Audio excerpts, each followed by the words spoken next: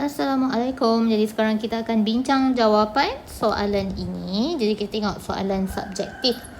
Tajuk bab 1 mikroorganisma.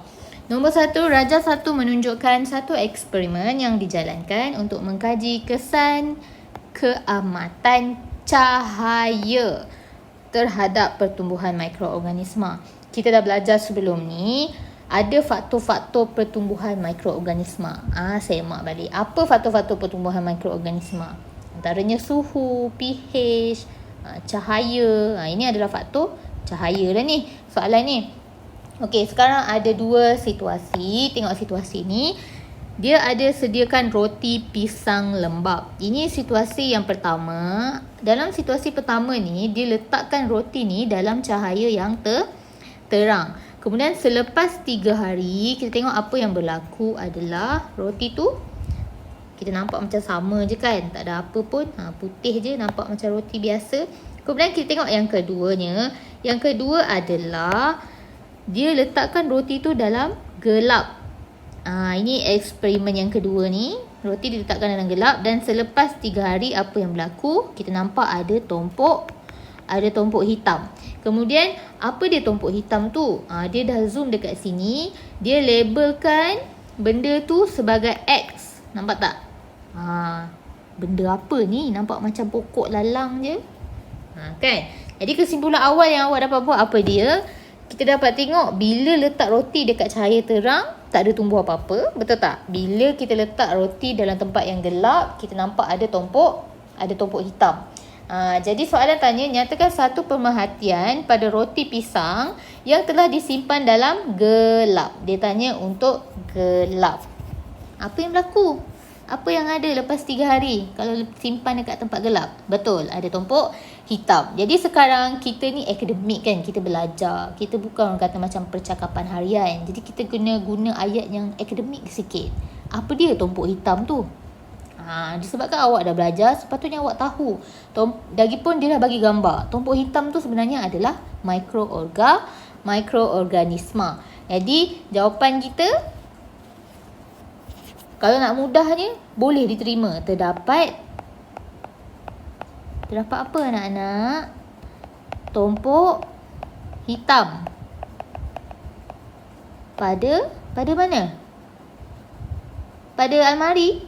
Pada permukaan roti pisang tu.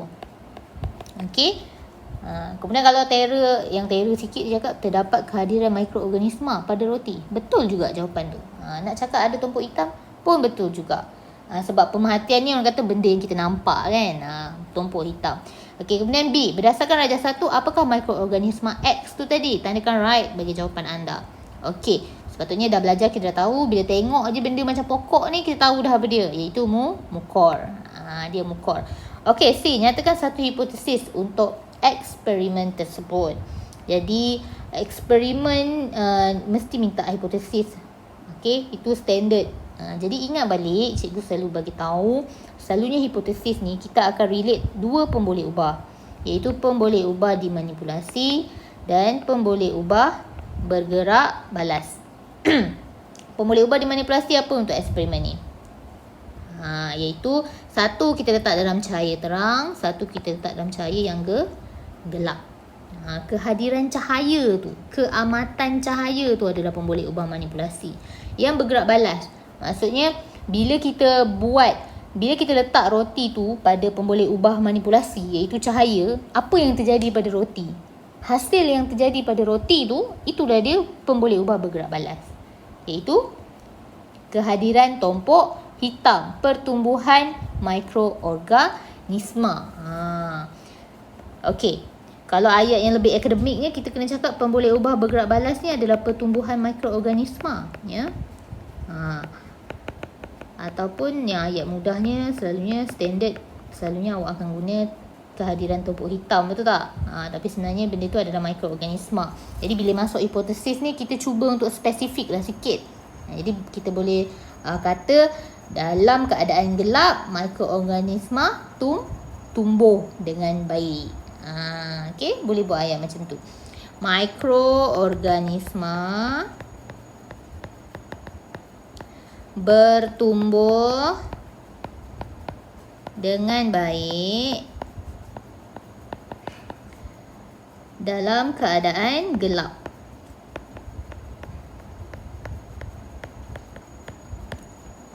Mungkin ada jawapan lain. Dia kata kalau awak tulis selepas 3 hari ada tumpuk hitam pada roti yang ditinggalkan dalam keadaan gelap pun betul. Janji ada relate lah antara pemboleh ubah manipulasi dengan pemboleh ubah bergerak balas. Okey, D. Nyatakan pemboleh ubah bergerak balas dalam eksperimen tersebut. Iaitu apa dia? Kehadiran tumpuk hitam boleh. Ataupun yang lebih akademiknya ayatnya, jawapannya adalah pertumbuhan apa dia? Mikroorganisma. Okey, tengok pula E, soalan E. Pada pendapat anda, kenapa bantal dijemur di bawah cahaya matahari? Kenapa kena jemur? Nak hilang kuman orang kata kan. Okey, jadi sebenarnya pernah dengar tak kita kalau beli sunblock kan, kena pakai sunblock. Dia mesti ada cakap melindungi anda daripada sinar UVA dan UVB. Apa benda sinar UVA, UVB tu? Matahari ni sebenarnya dia ada sinar ultra ungu. Kan dia bahaya untuk kulit kita. Tapi baiknya dia boleh bunuh bakteria. Jadi jawapan dia dekat sini, sinar ultra ungu mampu dalam cahaya matahari lah, spesifik sikit. Okey, sinar ultra ungu dalam cahaya matahari boleh membunuh apa anak? Mikroorganisma. Okey, set. Okey, next soalan nombor 2. Darjah 2 menunjukkan keputusan satu eksperimen untuk menyiasat kesan antibiotik terhadap pertumbuhan bakteria. Ada 2 kat sini, ada 2 piring Petri, iaitu piring Petri A dan piring Petri B. Okey, dalam piring Petri ni ada apa? Agar-agar nutrien. Okey, kemudian tengok. Dia selalunya macam ni anak-anak. Memula kita akan letak bakteria. Okey, kita letak bakteria. Yang first letak bakteria kat piring Petri A dan piring Petri B. Cuma bezanya sekarang apa? Dekat piring Petri B, kita titis antibiotik. Antibiotik. Kemudian, apa yang jadi? Kita tengok dekat piring Petri B ada macam, nampak tak ni? Titik-titik garisan putus-putus dekat sekeliling koloni bakteria. Ni macam yang dia labelkan. Yang bulat tu dekat dalam petri dish tu adalah bakteria sebenarnya. Kita letak agar-agar dalam petri dish, agar-agar nutrien, kemudian kita letak bakteria dalam tu, akan tumbuhlah koloni bakteria. Sebab tu kat piring petri A ada koloni bakteria, kat piring petri B ada koloni bakteria. Cuma yang bezanya kat piring petri B sekarang dia letak antibiotik dan kita boleh nampak ada garisan putus-putus kat situ. Sebenarnya itu adalah kawasan jernih.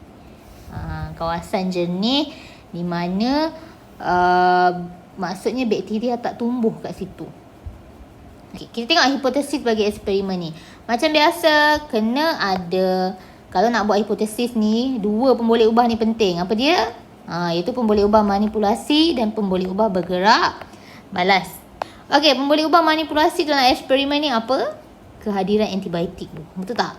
Kita guna antibiotik satu untuk piring Petri B tapi tak guna untuk piring Petri A. Jadi yang bergerak balas ni, bila benda yang kita uji iaitu koloni bakteria tu kita uji dan satu kita letak dia dalam keadaan pemboleh ubah manipulasi. Iaitu satu kita letak ada antibiotik, satu tak ada antibiotik. Apa hasil dia? Bila kita letak dia di bawah pemboleh ubah manipulasi. Itulah hasil dia, itulah pemboleh ubah bergerak balas. Iaitu apa? Awak rasa apa agaknya yang berbeza ni? Ada kehadiran apa tu agaknya? Dekat B ada kawasan jernih tu. Dekat kawasan titik-titik antara bulat dengan kawasan titik-titik tu, itulah kawasan jernih. Maksudnya bakteria tak boleh tumbuh kat situ sebab tu dia jernih kat situ. Okey.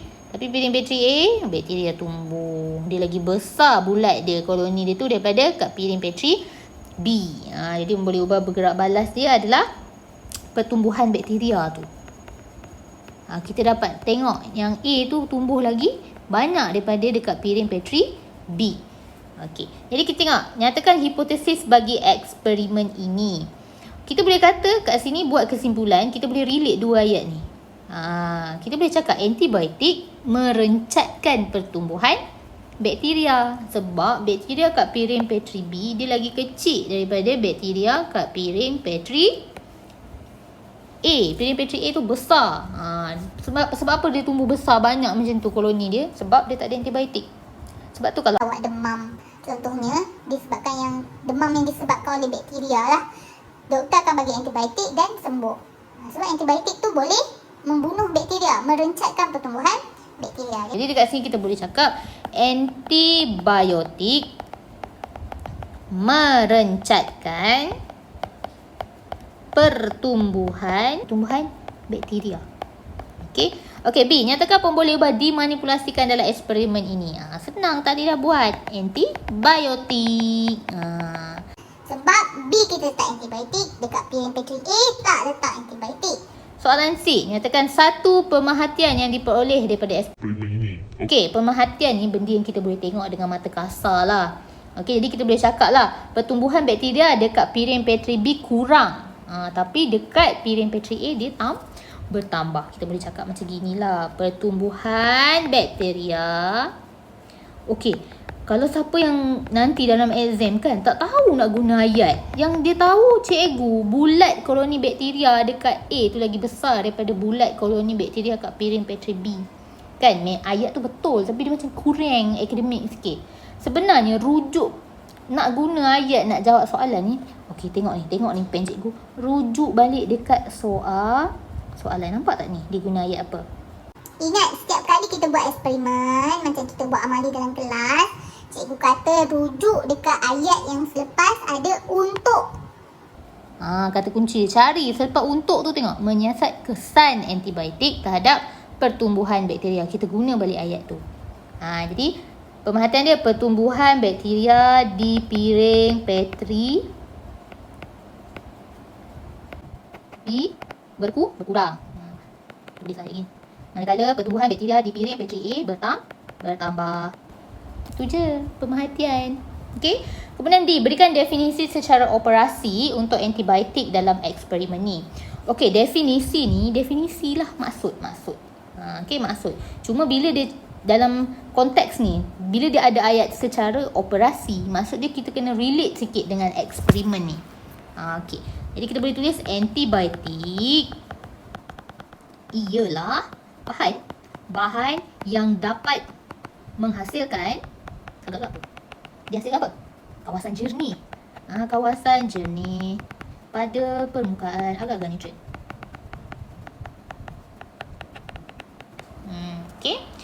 Okey. E, berikan satu contoh penyakit yang boleh dirawat dengan menggunakan antibiotik. Antaranya penyakit paru-paru ni lah. Sakit paru-paru ni nama dia pneumonia.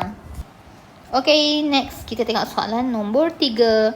Rajah 3.1 menunjukkan 3 jenis mikroorganisma J, K dan L. Jomlah kita tengok apa dia. Yang J ni kita tahu ni Spirogyra. Yang ini amoeba. Yang ini apa ni anak-anak? Ini yeast. Betul tak? Okey. Dia tanya soalan nombor 1. Mengapakah mikroorganisma J dapat membuat makanannya sendiri? Okey, kalau awak ingat Spirogyra ni warna hijau. Benda macam kalau warna hijau ni selalunya sebab dia ada klorofil. Bila ada klorofil maksudnya dia buat fotosintesis. Jadi dia ada klorofil yang diperlukan untuk proses fotosintesis. Sebab dia tanya kenapa dia boleh buat makanan sendiri, sebab apa? Sebab utamanya sebab dia mempunyai klorofil.